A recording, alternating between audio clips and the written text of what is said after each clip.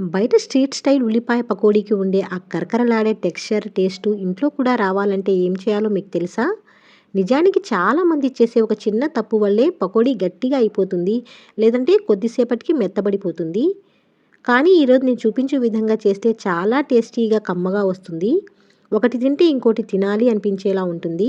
సాయంత్రం వేడి వేడి టీతో పాటు ఈ పకోడీ తింటుంటే ఆహా! ఈ కాంబినేషన్ అంటే ఎంతమందికి ఇష్టమో తప్పకుండా కమెంట్ చేయండి.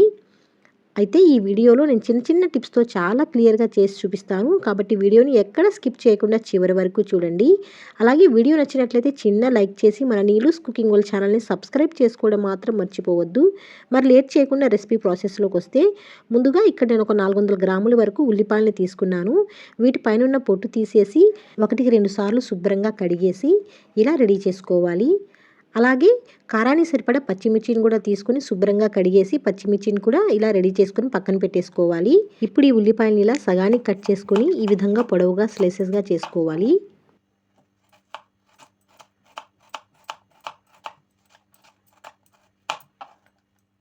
ఇలా ఉల్లిపాయలని కట్ చేసుకునేటప్పుడు ఒక చిన్న టిప్ అండి. మరీ బిర్యానీకి కట్ చేసుకున్నట్లు సన్నగా కట్ చేయకండి. అలా చేస్తే వేగేటప్పుడు ఉల్లిపాయలు చాలా త్వరగా వేగిపోయి కొద్దిగా చేదొచ్చే అవకాశం ఉంటుంది. అందుకే కొంచెం ఈ థిక్నెస్ ఉండే విధంగా ఇలా కట్ చేసుకుంటే సరిపోతుంది. అలాగే పచ్చిమిర్చిని కూడా ఇలా మధ్యకి చీల్చి కొంచెం పెద్ద ముక్కలుగా కట్ చేసుకోవాలి.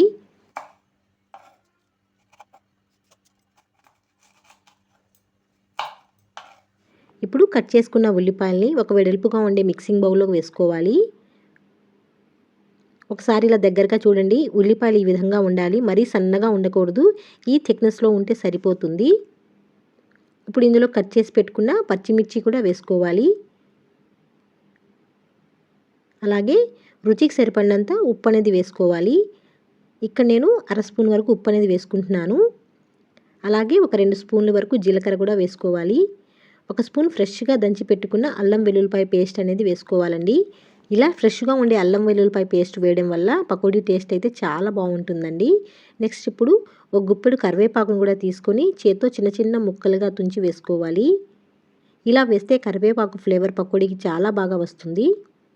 ఇప్పుడు ఇందులోకి ఒక టేబుల్ స్పూన్ వరకు ఆయిల్ని కూడా తీసుకొని ఈ ఆయిల్ని ఇలా ఉల్లిపాయల్లో వేసుకోవాలి. ఇవన్నీ చేత్తో చక్కగా మిక్స్ అయ్యే విధంగా ఇలా కలుపుకోవాలి. ఉల్లిపాయలని కొద్దిగా ప్రెస్ చేస్తున్నట్లు, స్మాష్ చేస్తున్నట్లు కలపండి. ఇలా ఒక 2 నిమిషాల పాటు బాగా కలుపుకుంటే ఉల్లిపాయల నుంచి కొద్దిగా తడి అనేది బయటకు వస్తుంది. అదే మనకు పిండి కలుపుకోవడానికి సరిపోతుంది.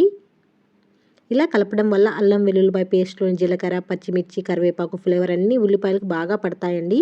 అందుకే పకోడీ కూడా చాలా రుచిగా చాలా బాగుంటుంది. చూడండి ఈ విధంగా ఇలా కలుపుకుంటే సరిపోతుంది. ఉల్లిపాయల నుంచి కొద్దిగా వాటర్ అనేది బయటకు వచ్చాయి చూడండి. ఇప్పుడు ఇందులోకి అరకప్పు వరకు బియ్యపిండి అనేది వేసుకోవాలి. నెక్స్ట్ ఇప్పుడు అదే కప్పుతో ఒక కప్పు శనగపిండి తీసుకోవాలండి. ఇది దాదాపు 200 గ్రాముల వరకు ఉంటుంది.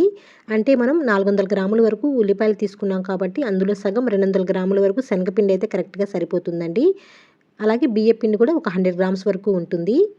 ఇలా రెగ్యులర్గా చేసే వాళ్ళకైతే తెలుస్తుందండి. కొత్త వాళ్ళ కోసం ఇలా డీటెయిల్గా చెప్తున్నాను. ఈ కొలతలతో చేస్తే పకోడీ అచ్చం బయట కొన్నట్లే కరకరలాడుతూ చాలా టేస్టీగా వస్తుందండి. ఇప్పుడు ఇందులోకి చివరగా అర స్పూన్ వరకు కారం అనేది వేసుకోవాలి. ఇది పూర్తిగా మీ ఆప్షన్ అండి. కారం ఎక్కువగా ఇష్టపడితే ఇంకొంచెం వేసుకోవచ్చు. లేదంటే పచ్చిమిర్చి కారమే సరిపోతుంది. ఇప్పుడు ముందుగా పిండి మొత్తాన్ని ఇలా పొడి పొడిగా ఇలా కలపండి. తర్వాత మళ్ళీ చేత్తో కొద్దిగా ప్రెస్ చేస్తున్నట్టు కలుపుకోవాలి. చూస్తున్నారు కదా, పిండి ఈ విధంగా ఉల్లిపాయలకు బాగా పట్టాలి. మరీ పొడి పొడిగా ఉండకూడదండి. ఈ కన్సిస్టెన్సీలో ఉంటే సరిపోతుంది. ఈ పిండిని చూస్తూనే మీకు అర్థమైపోతుంది కదా పకోడీలు అనేవి ఎంత పర్ఫెక్ట్గా వస్తాయో. దీన్ని ఇప్పుడు పక్కన పెట్టేసుకొని ఇలా పకోడీలు వేసే ముందు ఒక చిన్న టిప్ అండి. ఒక బౌల్లో కొద్దిగా వాటర్ని తీసుకొని చేతిని కొద్దిగా ఇలా తడి చేసుకుంటూ పిండి తీసుకోండి. అలా చేస్తే పిండి చేతికి అతుక్కోకుండా చాలా ఈజీగా పకోడీలా వేసేసుకోవచ్చు. ఇప్పుడు డీప్ ఫ్రైకి సరిపడా ఆయిల్ని వేసుకొని మీడియం ఫ్లేమ్ మీద హీట్ చేసుకోవాలి. మరి ఎక్కువ వేడి చేయాల్సిన అవసరం లేదండి. ఆయిల్ రెడీ అయిందో లేదో చూసుకోవాలంటే ఒక చిన్న ఉల్లిపాయ ముక్క వేసి చూడండి. 2 సెకండ్ల పైకి ఇలా తేలితే ఆయిల్ పర్ఫెక్ట్గా రెడీ అయినట్లే. ఇప్పుడు కొద్ది కొద్దిగా పిండిని తీసుకుంటూ ఇలా వేళ్ళను కొద్దిగా కదుపుతూ పకోడీలో ఆయిల్లో వేసుకోవాలి. ఇలా వేస్తే ఒక్కో పకోడీ విడివిడిగా వచ్చి చాలా బాగా వస్తాయండి.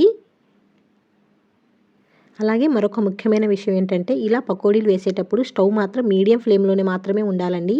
అస్సలు హై ఫ్లేమ్ అనేది పెట్టకూడదు. హై ఫ్లేమ్ అనేది పెట్టేస్తే త్వరగా రంగు వచ్చేస్తాయండి పకోడీలు అనేవి. కానీ లోపల మాత్రం సరిగ్గా వేగవు. అలాగే కడాయికి సరిపడా మాత్రమే పకోడీలు అనేవి వేసుకోవాలండి, ఒకేసారి ఎక్కువ వేయకండి.